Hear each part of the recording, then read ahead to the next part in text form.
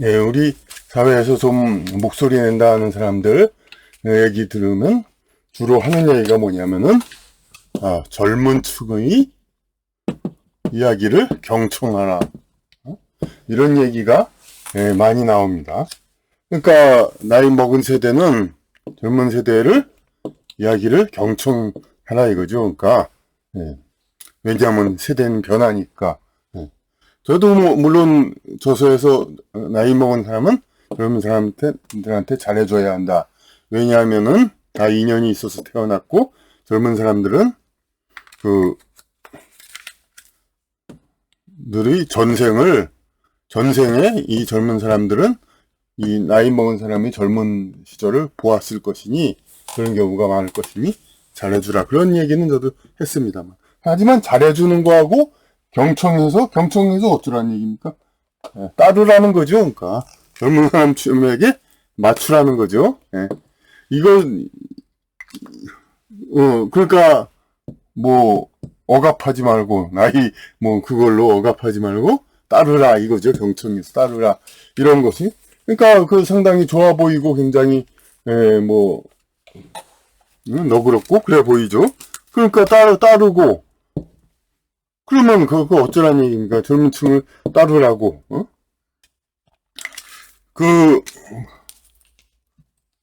그렇지 않고 이제 난 경험이 있고 뭐 어떤 이제 그게 있으니 경험이 있고 뭐 인생의 노하우가 있으니 나한테 배워라 이런 소리 하면은 이제 꼰대라고 흔히들 하고, 꼰대가 선생이 비칭이니까 뭐 선생 맞죠 그러면. 그런데 그렇다면은 이 젊은 세대가 비록 제가 얘기하듯이 뭐 전생에 이 노년 세대를 본 적도 있고 뭐 다 뭐 돌아가는 겁니다만은 어쨌든 간에 현생에 태어나면은 과거의 기억을 다 잊고 새로 리마인드를 해야 되는데, 그렇다고 해서 그럼 이 사람들이 그럼 자기 스스로 살아갈 것인가? 그렇지 않죠. 아기도 다 돌봐줘야 하고 모든 젊은 세대는 아기들은 물론 돌봐줘야 되고 20대 젊은 층도 어떻게 그냥 세상에서 먹고 살고 생업을 하기 위해서 그냥 스스로 합니까? 대부분 다 지도해줘야죠. 그래가지고 가이드를 줘야 됩니다. 그러니까 그 영향력을 없앨 수가 없습니다. 그러니까 그리고 다 제일 그런 곳은 이제 교육 같은 데에서 이 젊은 층에다가 주입을 하고 현재 우리 사는 세상은 이렇게 돼 있다 이걸 얘기를 안 할 수가 없습니다. 그러니까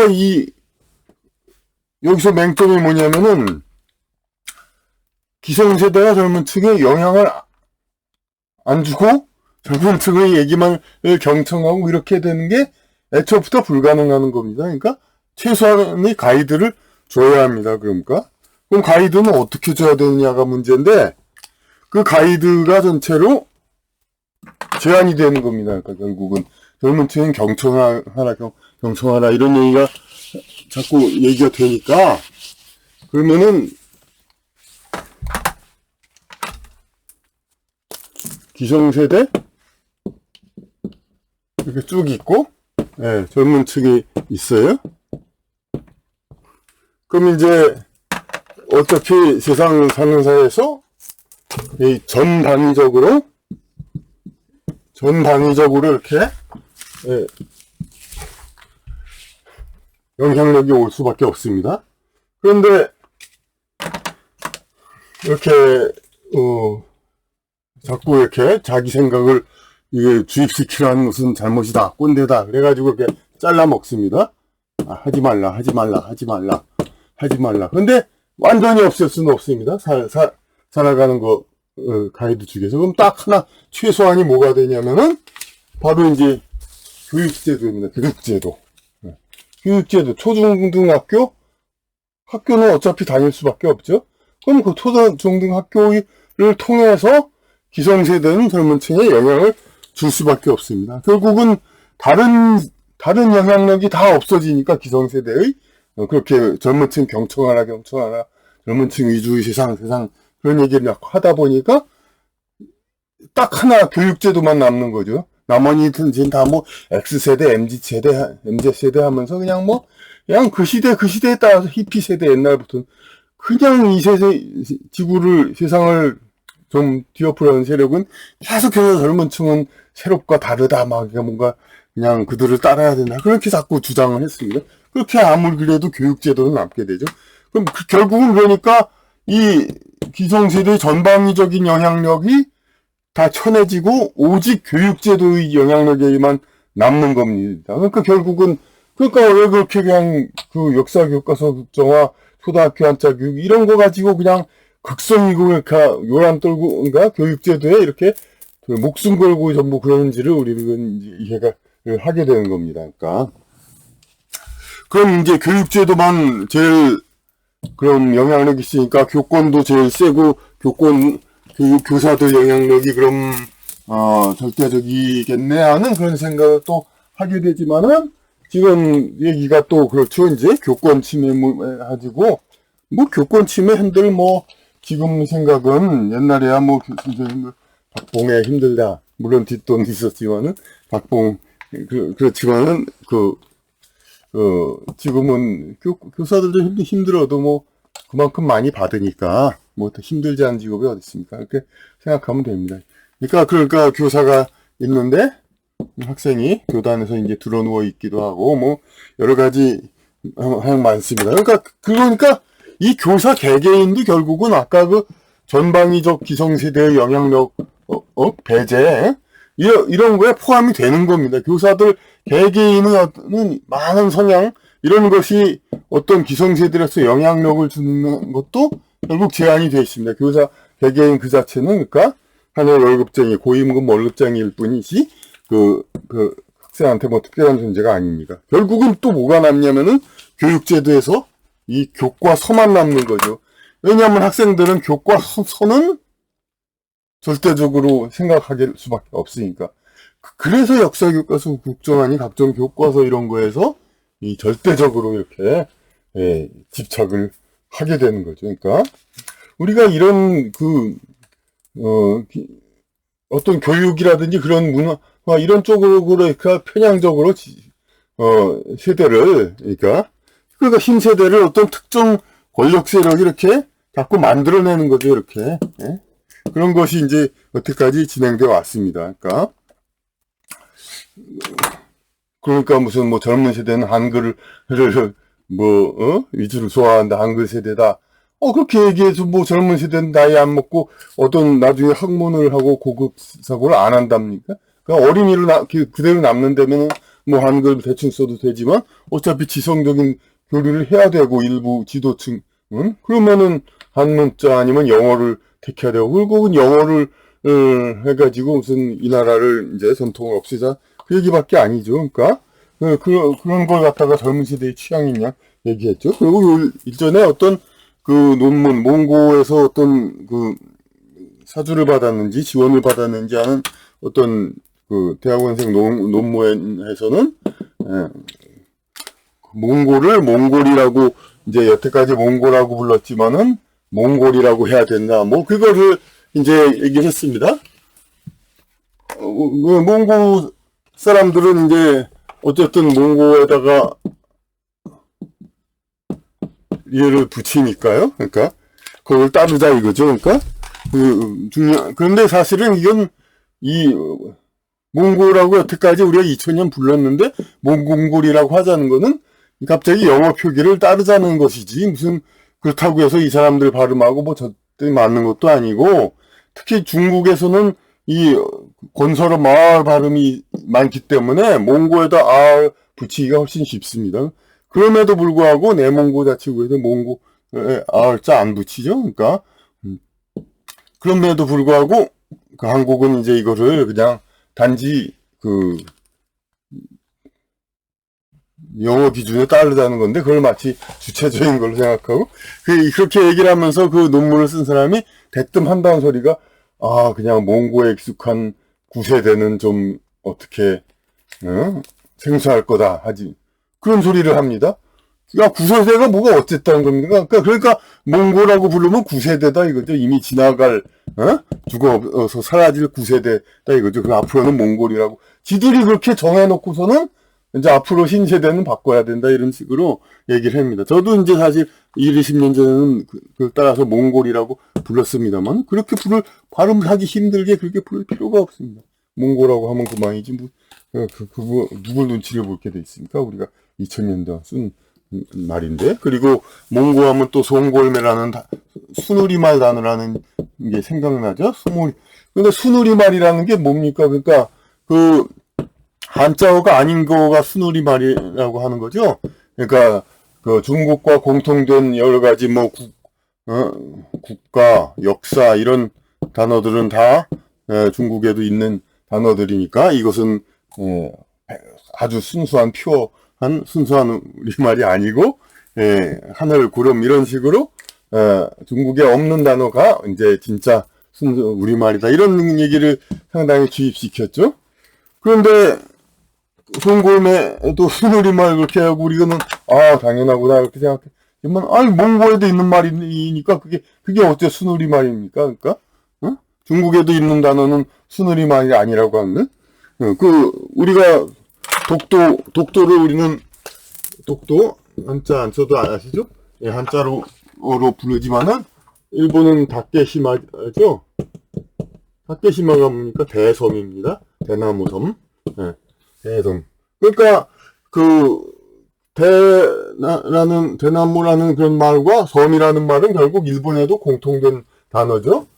그러면은 중국에 공통된 단어가 순우리말이 아닌데 왜 일본에 공통된 단어는 순우리말이라고 합니까? 이런 모순이 어디 있습니까? 그러니까 몽고와 일본에 공통된 그런 단어들은 순우리말이라고 할 수가 없죠.